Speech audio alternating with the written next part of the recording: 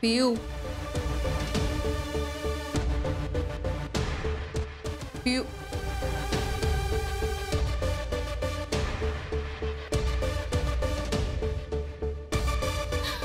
या सिनेमाचा एंड इतका सुपर्ब होईल असं वाटलं नव्हतं शोनाला. शोना, पण आपण काय करायचं? राहायचं की जायचं? गंगा, हा सिनेमा इथेच संपला. आता आपण थिएटर सोडायचं आणि मग पुढच्या सिनेमाला इथं परत यायचं. Got it? चल.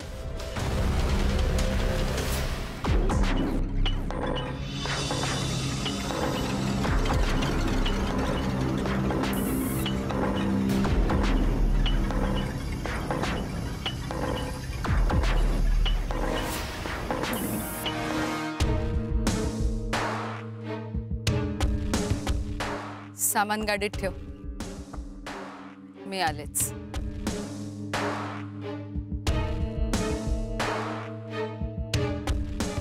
साहेब,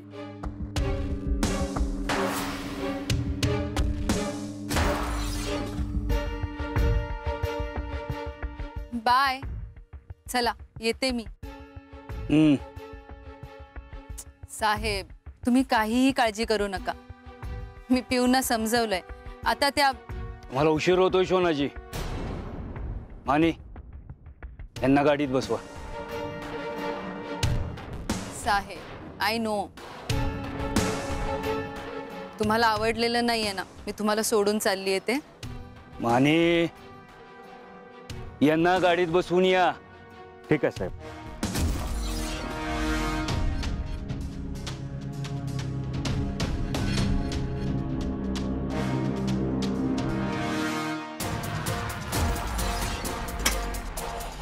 आमच्यावर हात उचललाय त्या वीरूनं. आमच्यावर.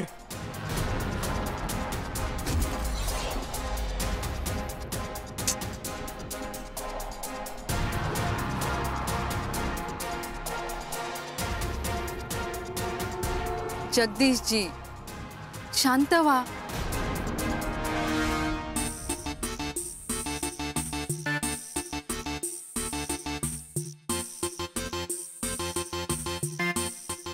जगदीश जी, मी समजू शकते तुम्हाला किती त्रास होत असेल ते.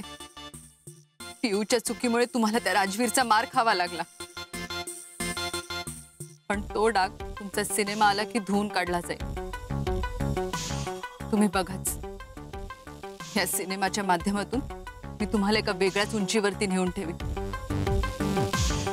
हा शब्द आहे या शोनाचा.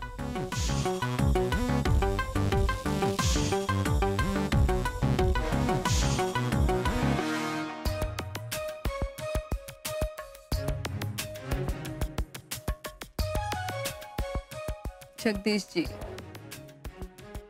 मी आत्ता चालली, कायमची नाही. मी पुन्हा येईन. तोपर्यंत तुम्ही काळजी घ्या स्वतःची.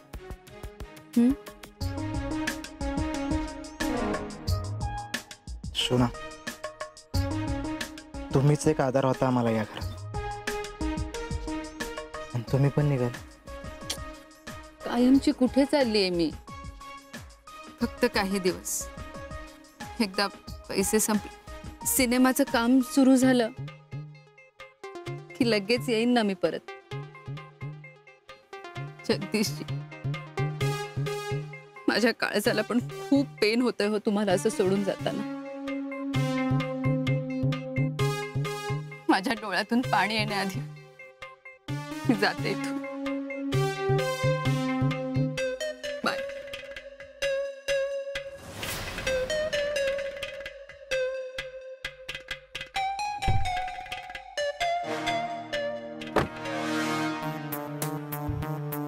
बरं झालं ना गंगा, आपण लेट निघालो. नाहीतर एवढा सॉलिड ड्रामा आपल्याकडून मिस झाला असता. मला खूप वाईट वाटतंय का त्या पिऊचं.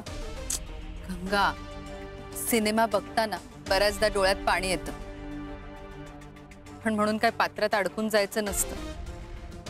सिनेमाची मज्जा घ्यायची असते, जी मी पुरेपूर घेतली. आता कसं आनंद डोळ्यात सामावून मितनं सुखानं निघून जाईन. मॅडम बसा.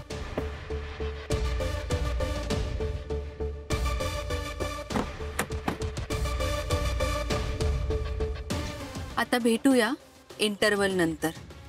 Bye bye Ankushrao home and you stay tuned. मी पुन्हा येईन.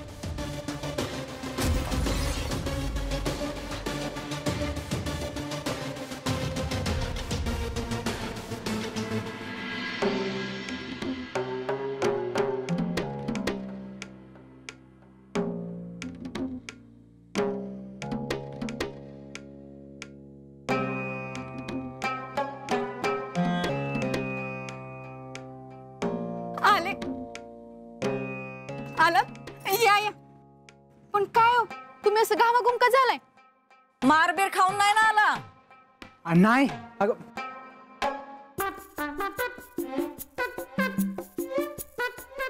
अगं मम्मी तुझ्या घ्या विरूच्या अंगावर चिडून आला होता. म्हणजे परत ह्यो मार खाऊन आला? अरे किती वेळा माझ्या आबरूचं खोबरं करणार आहेस तू? तुला लाज बीज काय शिल्लक आहे का नाही? मम्मी विरू मार खाऊन नाही तर देऊन आलाय जग्याला. अगं तुला सांगतो असे खाडकन लावले नाही त्या जग्याच्या कानाखाली की त्या बाजूच्या कानाने आता जगाला महिनाभर तरी ऐकायला यायचं नाही. आणि मी म्हणलं विरूला तू भेट बिंदास, मी हाय तुझ्या पाठीशी. मग जे विरू बोलायला लागला त्या अंकुशराव पाटलाची पोरगी रडायलाच लागली. लय शायनिंग आणत होती इथं आली तेव्हा. मम्मी तुला सांगतो विरूने असं झापले ना बापलिकीला, तू पाहिजे होतीस तिथं. आणि हो मला विरू संग बघून एकाची बी हिंमत झाली नाही विरूला काय बोलायची. बया माझा नवरा नुसता युवा अध्यक्ष काय झाला तर त्याच्या नेतृत्वाखाली वीरू भाऊजींचं कर्तृत्व उफाळून आलं. थांबा मी तुमची नजरच काढते. चांगला भाकर तुकडा जवळून टाकते. नाही नको भाकर तुकडा नको. भाकर तुकडा नको, लिंबू टाकते. लिंबू लिंबू टाक. नाही नको मीठ उतरून टाकते. मीठ उतरून टाकते. नाही मीठ नको, मिरची आणि मीठ टाकते. का लिंबू टाकू? बया भाकर तुकडा, लिंबू, मिरची, मीठ नेमकं काय करू? तुम्ही लयच कन्फ्यूज करता राव मला. मी कांचन आता तरी तुझी खात्री पटली असेल ना की आपला इरू त्या अंकुशरावला जाऊन सामील नाही म्हणून. अगं सूर्यवंशींचं रक्त आहे त्याच्यात. अगं तो आपल्या घराण्याशी कधीच गद्दारी करणार नाही. बास बास काय गरज नाही एवढी कौतुक करायची. मोठा पराक्रम गाजून आलाय का नाही तो? हा जा घरात कामं पडलेत ते बघा आधी. निघा. जी काकी. आला मोठा.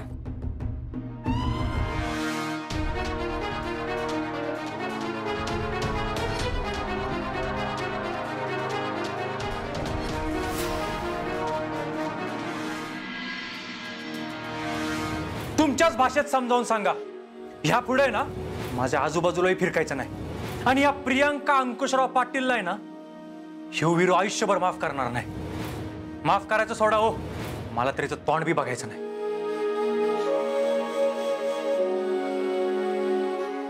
पिहू काय झालं? खाली लखन दादा बोलले की विरू घरी येऊन लय मोठा तमाशा करून गेला. तमाशा तर मी केलाय आमच्या मैत्रीचा. त्याच्याशी खोटं बोलून त्याची शिक्षा मिळाली आम्हाला. मी तुला म्हणलं होतं का नाही माफी मागायला लय उशीर झालाय म्हणून. नका त्या विरूच्या मागं मला माफ कर म्हणून आता असं अट्ट धरूस. ऐकलीस? झाला ना आता सराडा. म्हणजे पिऊ डॅडीसनी सगळं कळलं. काय? मग आता घरातनं बाहेर जाणं बंद केलं माझं. काय?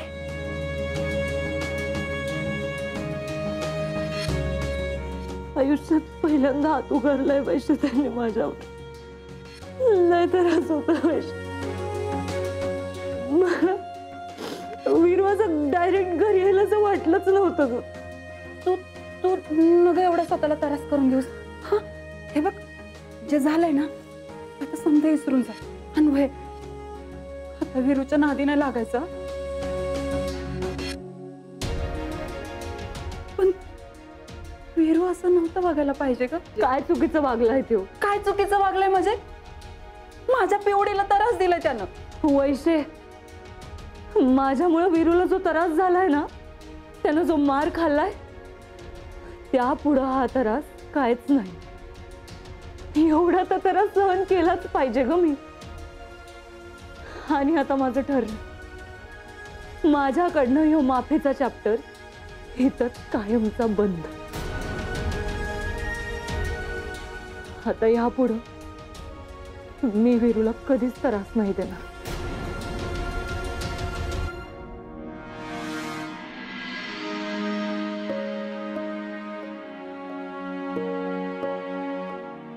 वीरू, तुझं हे वागणं मला अजिबात पटलं नाही बघ.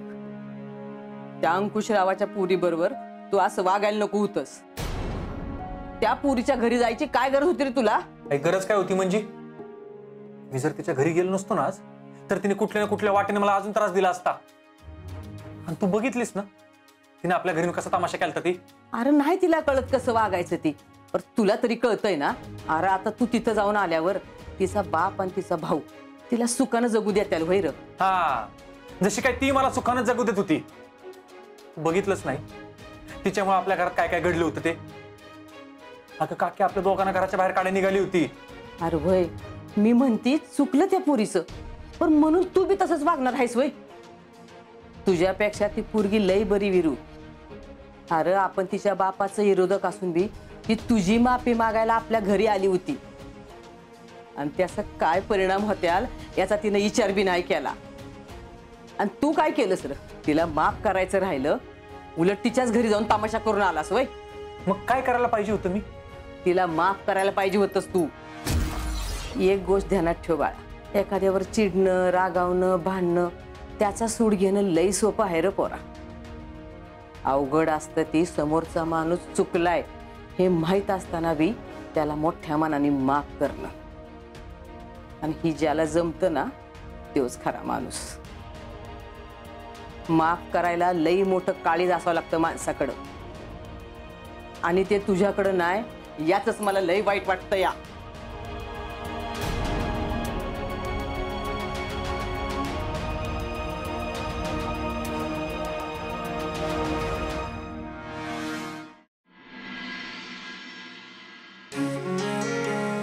सुखीर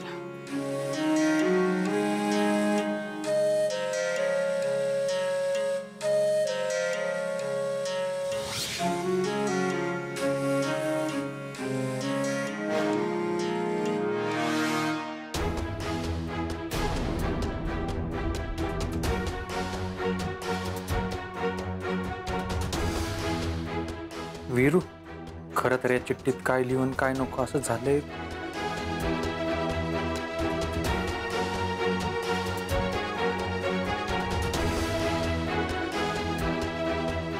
तुझ्याशी माझी दोस्ती होईल असं स्वप्नात पण वाटलं नव्हतं. दोस्तीत दोस्तासाठी जीव ओवाळून टाकणारा तुझ्यासारखा दोस्त मिळायला खरंच नशीब लागतं. तू मला खरं जग दाखवलंस, जगायचं कसं ती शिकवलंस. दोस्तीत सगळं सांगायचं असं म्हणतात आणि मी सगळंच लपवलं. मला माहित आहे तुला खरं काय ते कळल्यावर माझा लई राग येईल. माझ्याशी बोलू नाही वाटणार, माझं तोंड बी बघू नाही वाटणार. मी खरं सांगते वीरू, मला तुला कधीच फसवायचं नव्हतं. मी तुला खरं काय ते सांगण्याचा प्रयत्न पण केला, मला नाही सांगता आलं. माझी खरी ओळख मला तुला समोर भेटून सांगायची होती, पण आता ते शक्य नाही. म्हणून ही चिठ्ठी लिहिते. वीरू, तू मला अंकुशराव पाटलाच्या घरची कामवाली समजतोस, पण मी कामवाली नाही तर अंकुशराव पाटलाची मुलगी प्रियंका पाटील आहे. मी तुझ्याशी खोटं बोल, माझ्या ओळखीबद्दल तुला अंधारात ठेवलं, याचं खरंच लई वाईट वाटतंय मला. पण मी एवढंच सांगेन की मी ही मुद्दाम नाही केलं आणि ह्याच्या मागं कसलंच राजकारण नाही. माझ्यामुळे तुला जो त्रास झाला त्याबद्दल खरंच मनापासून सॉरी. समल्यास माफ कर मला. माझ्यासाठी तुझी दोस्ती लय किमती आहे. ही चिठ्ठी वाचून तू मला भेटायला आलास तर मी समजेन तू मला माफ केलंस, आणि नाही आलास तर मला माझ्या खोटं बोलण्याची शिक्षा मिळाली असं समजेन. तुझी मैत्रीण मॅडम.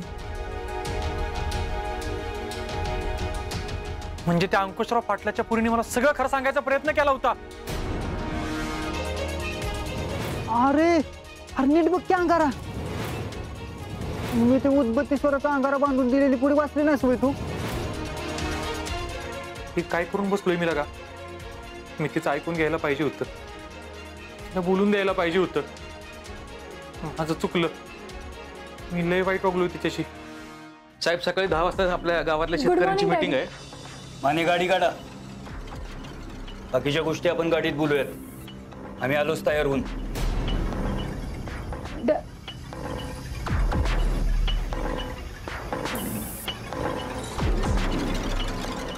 दादा. लखन लखन दादा, आजचा नाश्ता मी बनवलाय. लखन आम्ही नंतर नाश्ता करतो.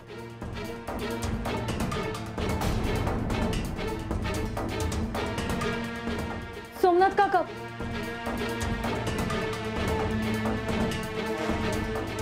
अहो ही सगळी अशी का वागतायत माझ्याशी? मी केलेल्या चुकीची माफीच तर मागायला गेले होते ना मी. मॅडम, मी आधीच तुम्हाला सांगितलं होतं त्या विरूचा विषय सोडून द्या म्हणून. अहो या घरातील वैल पिढ्यानं पिढ्याचा आहे. जो तो बदला घ्यायची संधी कधी मिळते याचीच वाट बघत असतो. आणि तुम्ही डायरेक्ट विरोधकाच्या घरी त्या विरूची माफी मागायला गेला म्हटल्यावर साहेब चिडणारच ना. मग मी दुसरं काय करणं अपेक्षित होतं? विरूच्या माफीशिवाय माझ्या मनाला चैन पडत नव्हता आणि म्हणून मी गेले होते. हे बघा, जे झालं ते झालं. आता परत असं होऊ देऊ नका, नाहीतर पुढं काय घडेल ना त्याची कल्पनाच न केलेली बरी. आधीच या प्रकरणावर साहेब लय चिडलेले आहेत. विरूच्या माफीशिवाय मला शांती मिळणार नाही. पिऊ मॅडम, तो राजवीर तुम्हाला कधीच माफ करणार नाही. अहो राजकीय घराणं आहे त्याचं. तुम्ही प्लीज त्याचा विषय सोडून द्या.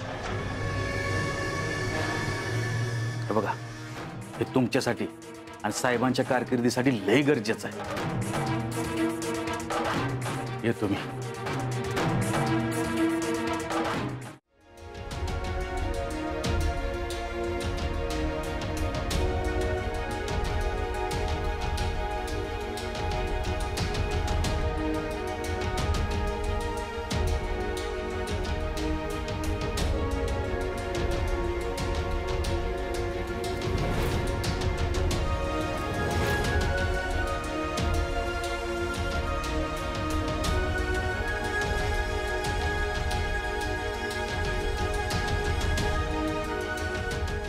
विरू भैया,